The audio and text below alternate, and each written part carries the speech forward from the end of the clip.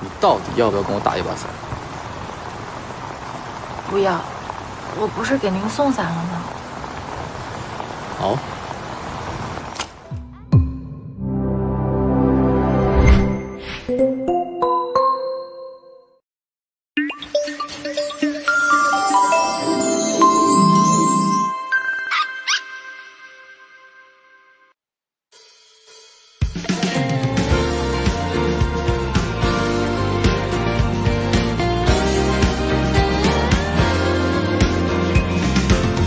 随间翻的照片，滑入梦里侧脸，有种顽固的想念，恍惚了流年，准备一场纪念，回到我身边，跳过年代久远，会相见，回到爱的起点，代替不了昨天，更像是一次冒险，期盼着永远，准备一场纪念，回到我身边，试图把爱填满，只剩一句再见。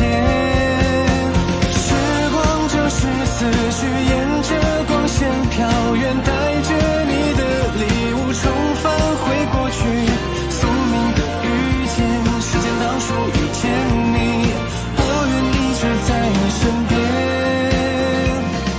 如果时间能够倒数遇见你，会微笑对你说好久不见了，想问你是否也在心里呼唤，相信爱的信念可以超越一切。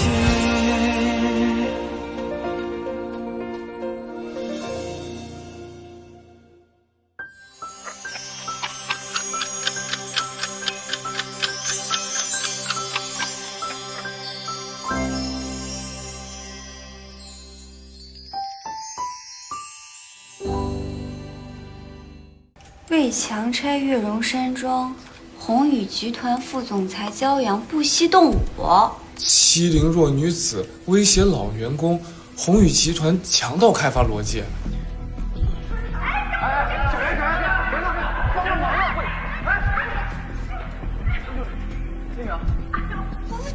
这什么东西啊？分明就是恶意剪辑，真实情况不是这样，对吧？我就知道是假的。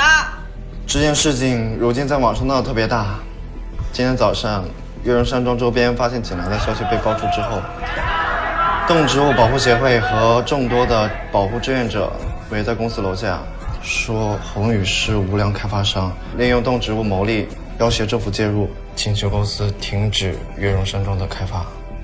奇怪了，上次猫毛事件就有点不对劲，怎么会突然有水晶恶意攻击？这次也一样，为什么每次骄阳刚刚有点成绩就出现问题？难道是有人恶意破坏？其实针对这件事情，我们首先要做的就是安抚好志愿者的情绪，控制好媒体封锁消息，避免持续的发酵。这么做，好歹能给我们争取点时间吧。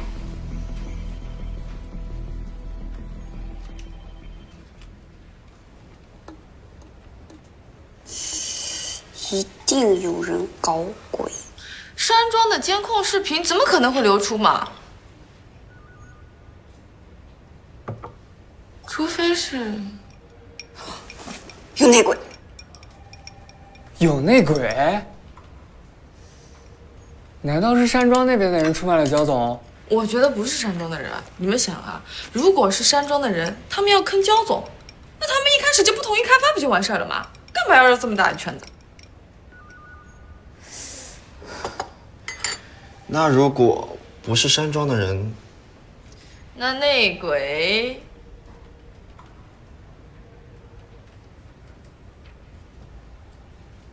岂不是就是在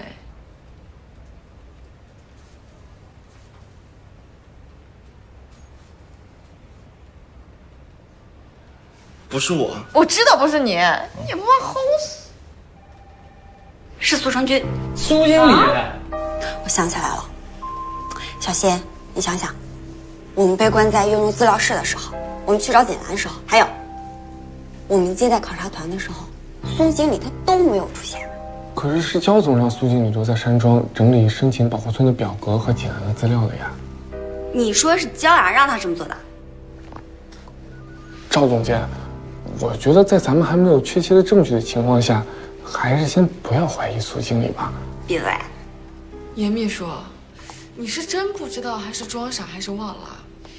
苏成军是焦总同母异父的哥哥，他要是想要谋权篡位，也很正常嘛。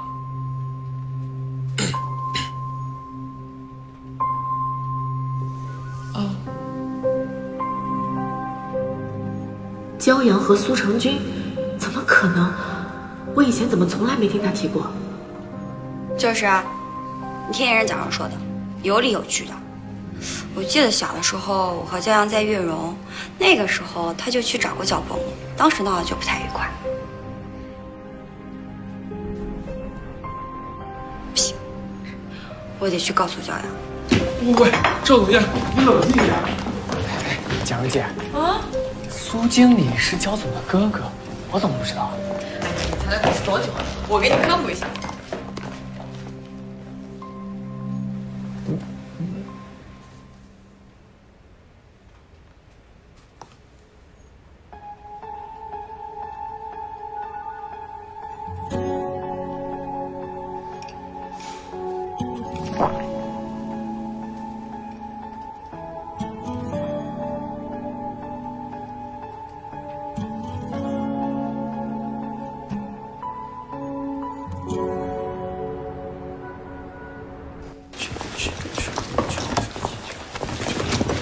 怎么了？焦总在里面吗？林助理，你可算回来了。焦总刚刚进去，脸色很难看。不好！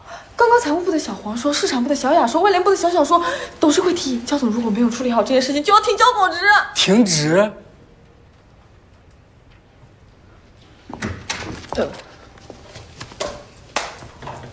你们围在这儿干嘛？那个，焦总，您没事吧？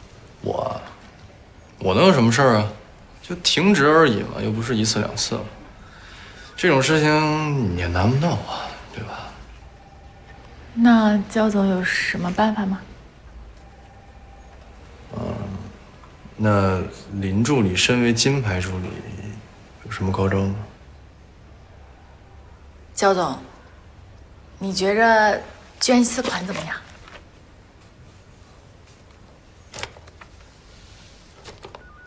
以宏宇的名义对动植物环境保护协会和环境保护的官方组织进行一次慈善捐助。那么这么一来呢，不仅可以挽回宏宇受损的名声，也可以向那些示威者展示我们宏宇对环境保护有着极大的热忱和决心。这都是你做的？嗯。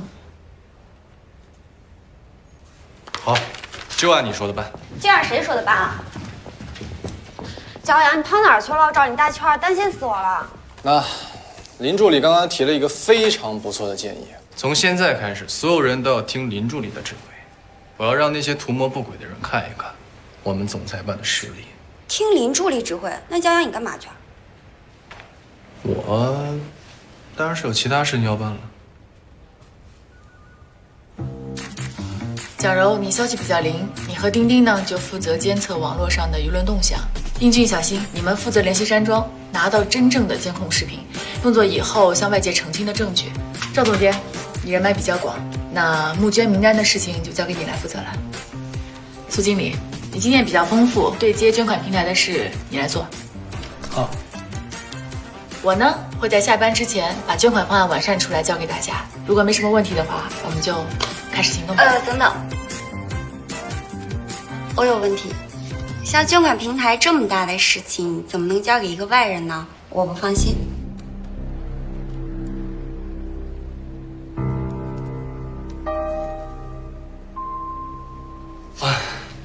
赵总监说的没错，平台这么重要的事，我一个人确实处理不好。林助理，不如这样吧，平台的事还是主要由赵总监负责，我呢协助给赵总监打打下手。啊，那我重新分配一下。那赵总监，联系捐款平台的事就你来负责。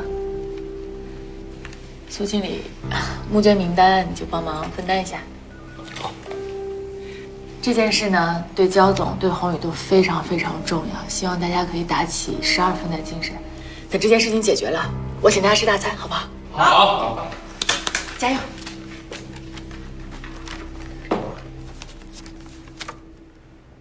所以他到底喜不喜欢我？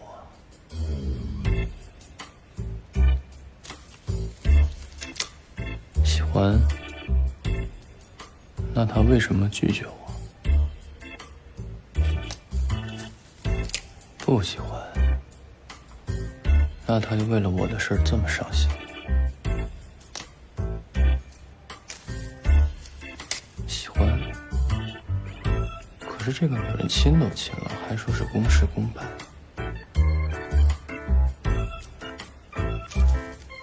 不喜欢。那他那天为什么哭着去山上找我？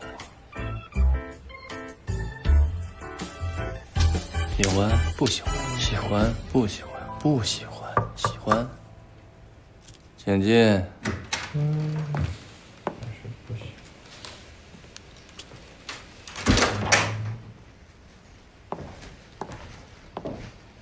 焦总，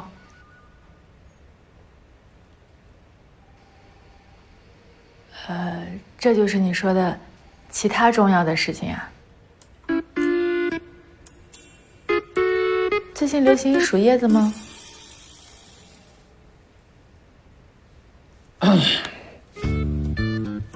正所谓一花一世界，一叶一菩提。表面上来看，我是在数叶子，其实本总裁是在看着偌大世间的人生哲理。算了，你没有佛缘，你不懂，你就直接说找我什么事儿。那个董事会那边回复，不会资助我们这次的捐款活动，而且在这么短的时间内要筹集这么大一笔款项，实在是有点困难，所以。就这个啊，我还以为多大点事儿呢。放心吧，钱的问题都不叫问题，我来解决就行了。程军啊，在宏宇也这么长时间了，你的确是一个很有才华的人，和同龄人相比，你更踏实，也更能沉得住气，你拥有可以成为领导者的潜力。谢谢。但是，有潜力，不代表你能成为一个真正的领导。你是个什么样的人，我看得很清楚。焦阳和林淼在策划天台婚礼的时候，你明知场地有冲突，不提前告知焦阳，却背地里去联系别的酒店，你这是想借机出逃吧？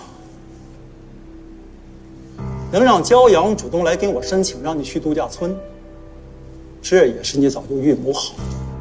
而这次，林淼拿着度假村的重建方案来找我，虽然迫于董事会的压力，我同意了，但是我万万没有料到，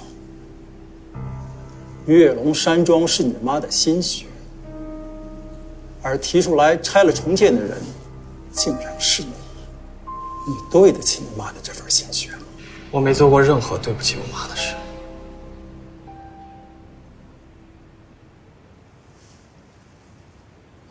好，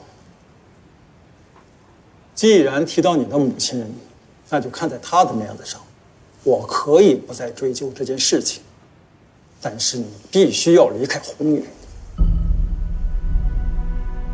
否则追究到底。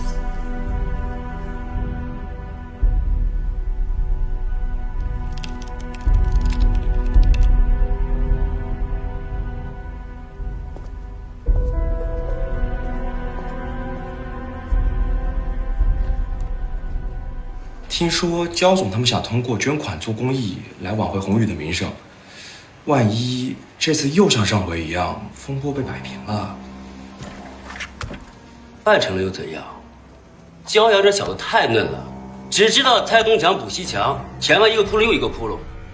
他以为平息了舆论，董事会的人就会放过他？幼稚！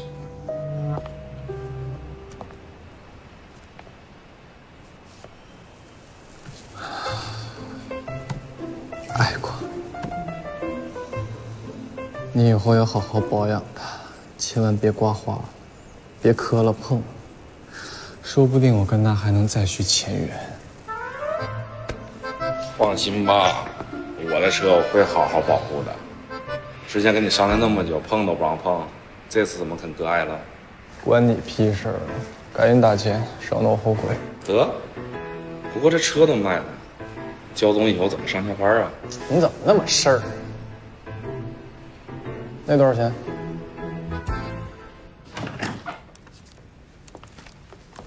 回来啦！嗯。哎，你怎么穿成这样？骑上摩托车了？骑摩托车挺好的呀，不无聊，不堵车，能帅能拉风。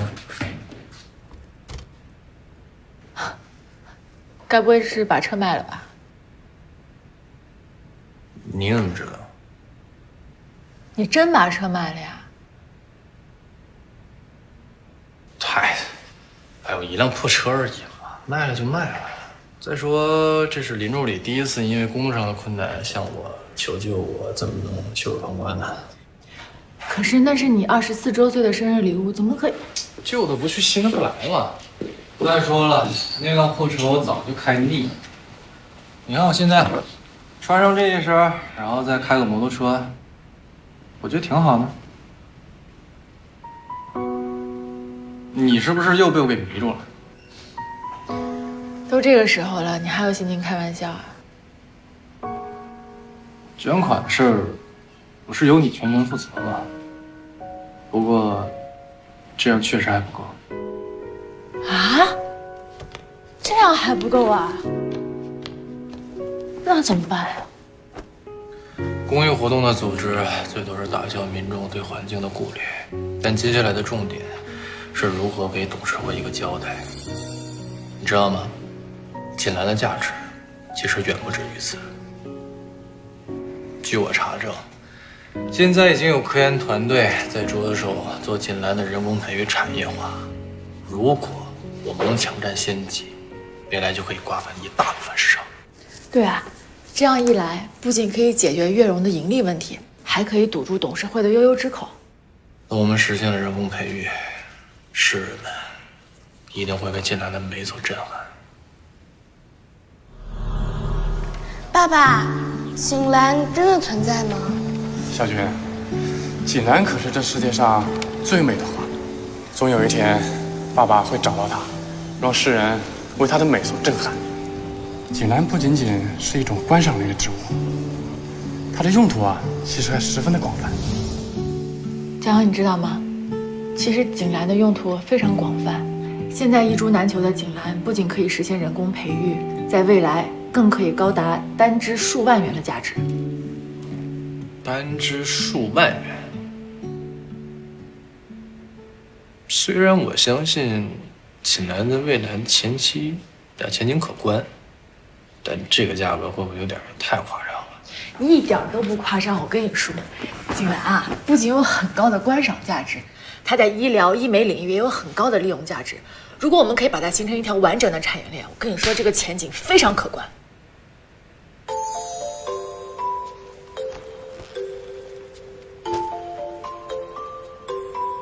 你怎么对锦兰这么了解？看书，有一本书上专门预测了未来10年锦兰的发展前景。有这样的书吗？有，当然有。哎呀，焦总，你没事少看点心灵鸡汤，多看点有用的书吧。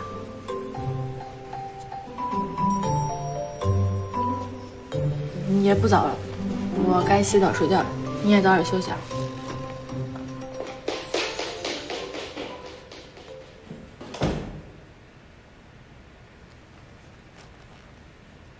说，为什么拒绝我？因为我是来自未来的。我跟你说，在我们那儿都已经2020年了，而我呢，已经33岁了。林淼，难道你真的来自未来？你怎么对景南这么了解啊？有一本书上专门预测了未来10年景兰的发展前景。你还记得在网上恭敬的那些人吗？那叫水军，在我们那儿很流行用这种手段的，你不懂。焦总，焦总，什么事？董事会认可了咱们的慈善捐款提案，说如果事情解决的顺利的话，就准许我们继续推进玉龙山庄这个项目。但如果没有解决的话，你就辞职。您也别太担心了，既然董事会让步了，就说明事情还有转机。而且刚刚我上来的时候，林助理还让我转告您。他说什么？他说，今晚我们会加班奋战，陪你一起共度难关的。哦。焦总，您今天怎么了？怎么一直心神不宁的？哎，小倩，你说有没有那么一种可能，就是你身边的某一个人，他其实并不是这个世界的？啊？那是哪个世界的？接着工作去。哎，等等！捐款的事情我自有安排，你先帮我查有人。现在吗？可是我待会儿……现在去吧。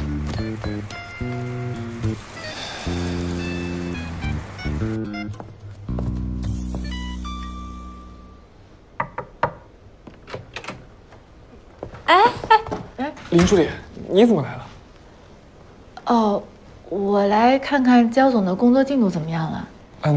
那个，因为焦总给我安排了其他的工作任务，所以我也不大清楚。其他的工作任务？什么任务啊？是景兰的项目吗？这眼看就要停职了，还有功夫忙其他的事情，他在想什么呢？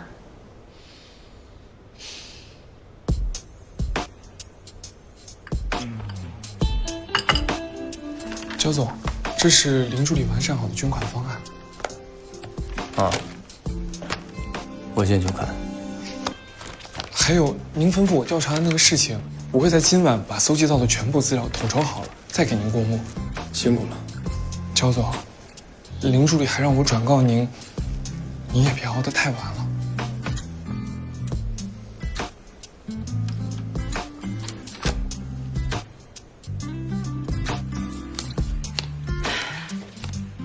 这人3天了，也不知道在忙什么。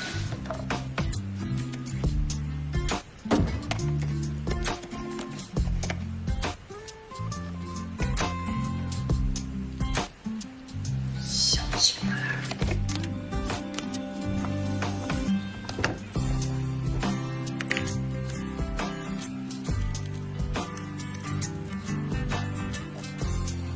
偏和。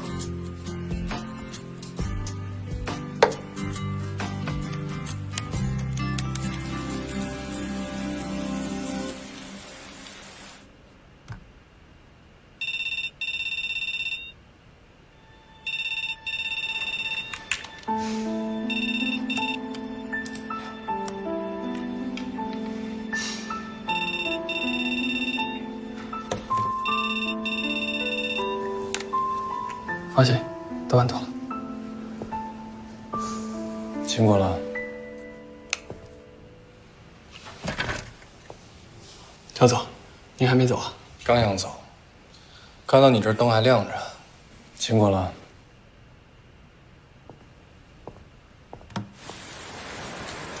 哎，君君，君君。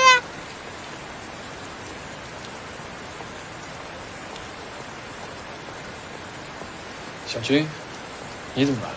哦，我给你打了好多电话，你都没有接，然后我就想去办公室找你，可是你也说过你不喜欢我去，我就在这儿等你了。我从下午就开始等，没想到等着等着天又下雨了，我就去买了把伞给你，幸好等到你了，要不然你要淋雨回去了，对吧？我没事。啊，对对对，我还做了好多你爱吃的，排骨啊，土豆，有红烧小排、椒盐小排、枸杞排骨汤。黄油焗土豆，土豆，你要不要一会儿上我家一起吃啊？好，不过小菊，以后还是别来公司找我了。哎，你最近是不是有什么事情瞒着我呀？怎么会呢？我就是最近比较忙。那你要答应我，以后你不许不接我电话，你不许不回我的短信，不许不回我的 QQ。好，我知道了。走吧。啊，那个是你同事吗？要不要我给他买把伞送回家？不用，他有助理来接。哦。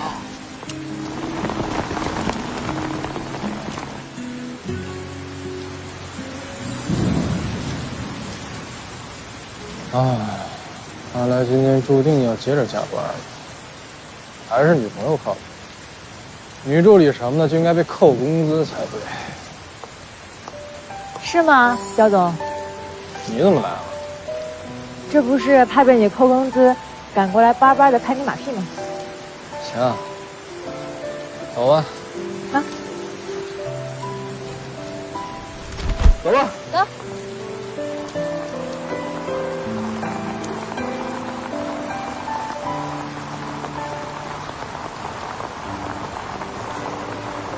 李淼，你有没有发现一个规律？什么呀？就是2个人打2把伞是很浪费的一件事。我觉得2个人用2把伞却只打1把才是一种浪费吧。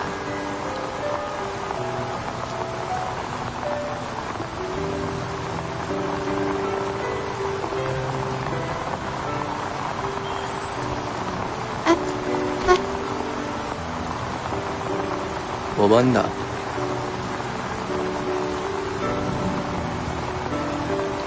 那焦总可要给我这个小助理撑好一阵子伞才能到家了。好一辈子伞？你耳朵是不是耳背啊？能把好一阵子听成好一辈子？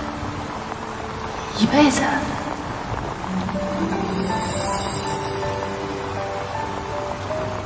啊，焦总，我是您的助理，给您送伞是我的本分，请你不要再说这些不明不白的话了。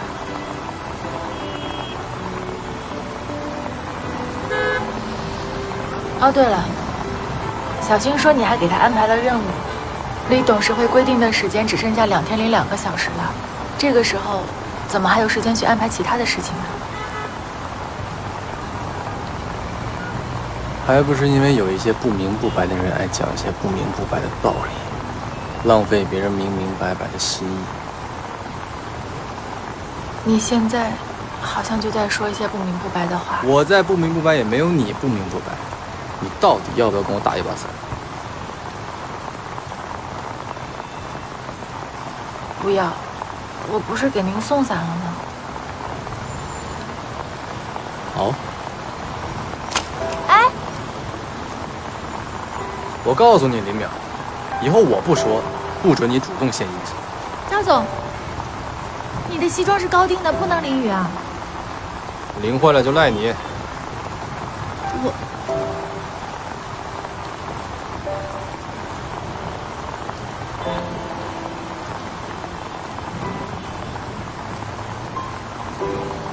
哪有什么一辈子啊？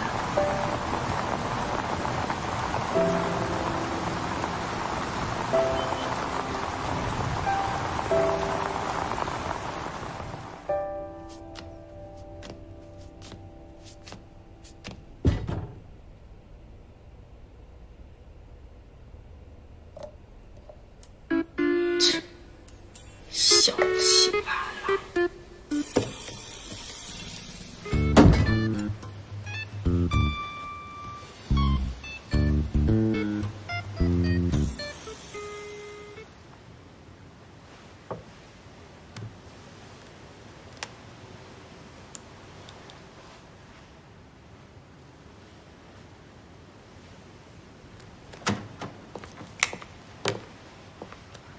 哎，陈军，我做的三明治，要不要吃一口啊？不吃了，今天公司还有重要的事。要不我给你打包一个，你可以带去公司吃啊。不用了，来不及了，我先走了。哎，不是，你可以带着，下班再吃啊。报告张总，网上的舆论已经全部被控制住了。报告焦总，未经剪辑的视频已经寄到。报告焦总，赵总监这2天在外联系的募捐人也都愿意提供帮助。做得好。现在只差捐款平台的筛选，我们就算提前完成工作了。焦总，平台的选择上，我想我还需要林助理再帮我一把。需要林淼？你昨天不是说平台的筛选已经差不多完成了吗？是赵总监对我目前给出的信息强制度还不够满意，他说让林助理和我一起协同来完成这件事情。行，那我再给你2个小时，2个小时以内务必把所有任务完成。好的，焦总，谢谢。啊，没什么事儿，你先走吧。好的，焦总。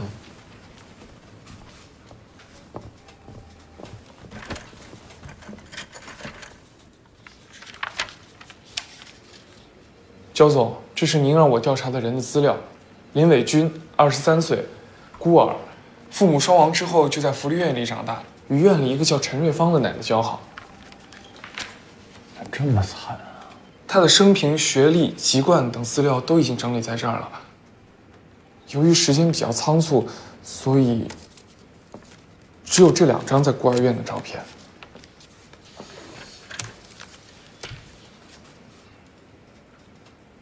这是最后一份调查了。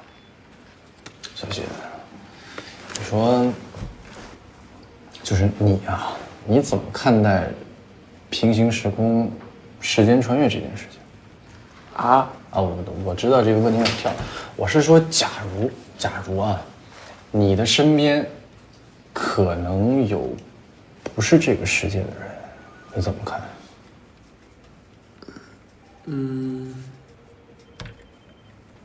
经过对大量影视作品的采样，穿越时空一般都是为了引发一场惊天动地的爱情。您看，焦总，2003年播出的《穿越时空的爱恋》就讲述了女主角穿越到明朝，与当时的皇长孙朱允炆产生了一场惊天动地的爱情故事。对。还有2001年 TVB 播出的《寻秦记》，又讲述了古天乐扮演的项少龙与当时的郭羡妮产生了一场情感上的纠葛。所以综上所述，一般女主角通过千万分之一的概率穿越到另外一个时空，与当时一名男性发生爱情故事的可能性为100%。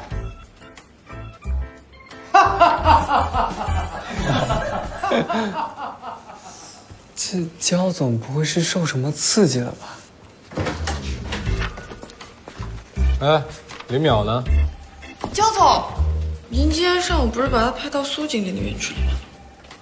啊。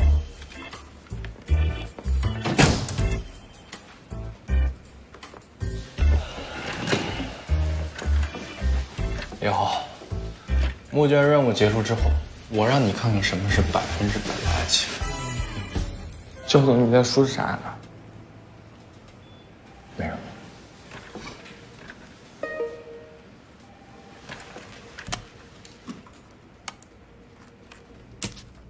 这5家平台做的统计分析没什么问题啊，赵总监是对哪里不满意啊？他可能只是对我不满意吧。其实山庄的事情啊，只是个意外，你别太往心里去了。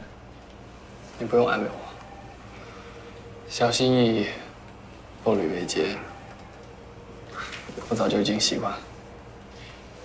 你就当帮赵总监再把关，经过你手，我想他肯定会放心一些的。行，我尽快交给他，这样他就可以在下班之前做出决定。那么我们最迟明天上午就可以提前完成所有的任务，到时候公司对你的误解自然就消除了。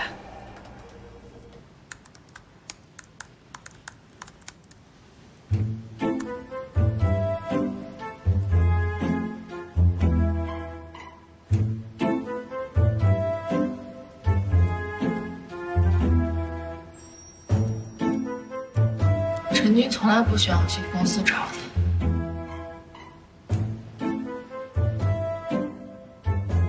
偏要去。我刚刚听说了一个惊天大八卦，关于苏经理的。爸，这扫描件哪儿来的？月龙山庄毕竟属于红宇，我想查份文件，还不简单的很。苏成军背着你与人勾结，而你身为领导，识人有误，到现在还想包庇他。爸，我相信苏经理，他肯定是被人陷害的。你相信他？你凭什么相信他？凭他现在的想尽办法的帮我呀！愚蠢之极。随你怎么说，反正你就是不能开除他。我告诉你，苏成军必须开除。啊！苏经理背着公司跟月荣山庄签了推倒重建的拆迁协议书。嘘，你小点声。最绝的是董事长已经知道了，刚刚找他训话，估计是想把他开除。他这是背着公司私联项目啊，开除都是轻的了。唉，据说苏经理从董事长办公室出来就去了天台。他不是想要自杀吧？要是真的，那也是他咎由自取。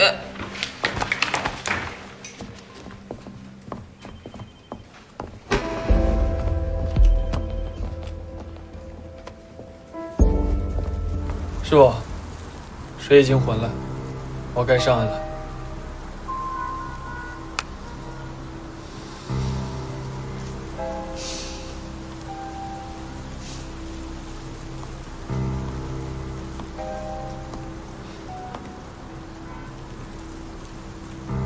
苏经理，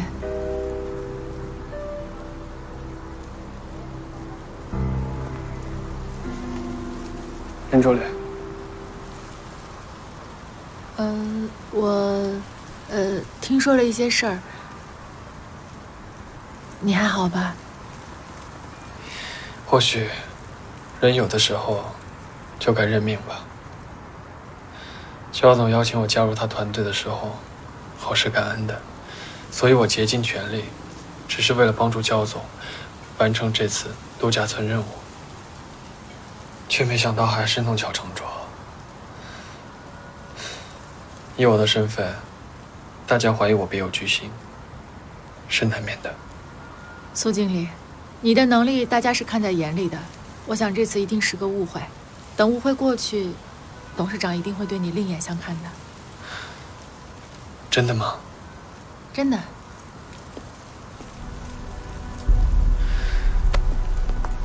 林助理，谢谢你。苏经理，你这是干什么？请你松手，请你松手，请你松手。刚刚我一个人站在天台，望着楼下，脑子里冒出了很多可怕的念头，但是你出现了。苏经理，其实事情没有这么严重，你先把手松开。林助理，谢谢你这个时候能跟我说这番话，谢谢你，还愿意陪着我。没什么。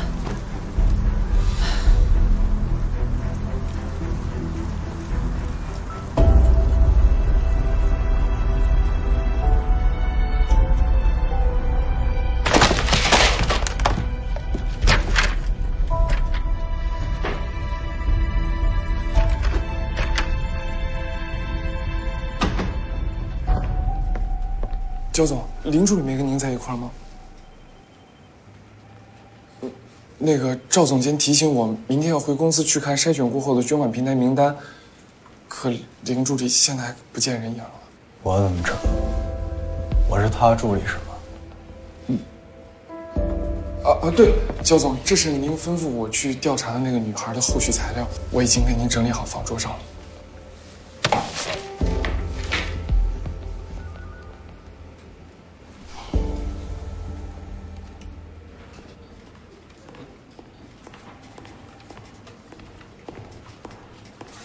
林伟军，你到底是什么人？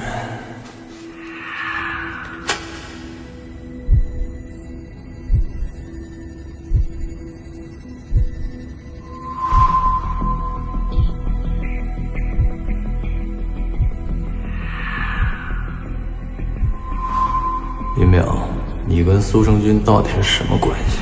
林助理，你俩认识？不认识。他从来都没有讲过他认识苏成军。不行，林淼，今天你必须跟我说清楚。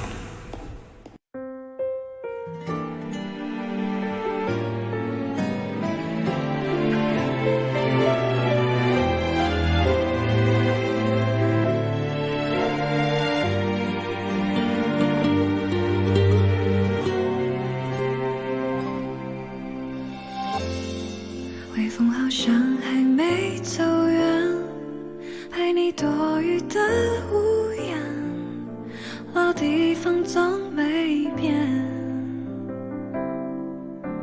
花瓣加故事暖眼，瞳孔为谁开写？那一幕幕想挽回的从前。你说拥抱难以忘却，渐渐飘散的夜，却怎回头去见？满天回音的心愿，永恒的碎片，像希望会微笑阻止你哭着说再见。就让这相逢的起点，你和我的每个画面，时间倒数在从前直到完全。就让这相逢的起点，正是我们幸福瞬间，用尽一切跟你说未来，来得及看见。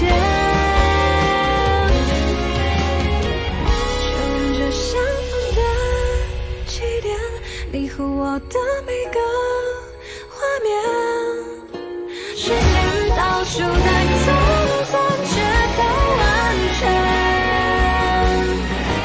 就让这相逢的起点，正是我们幸福瞬间，用尽一切跟你说未来，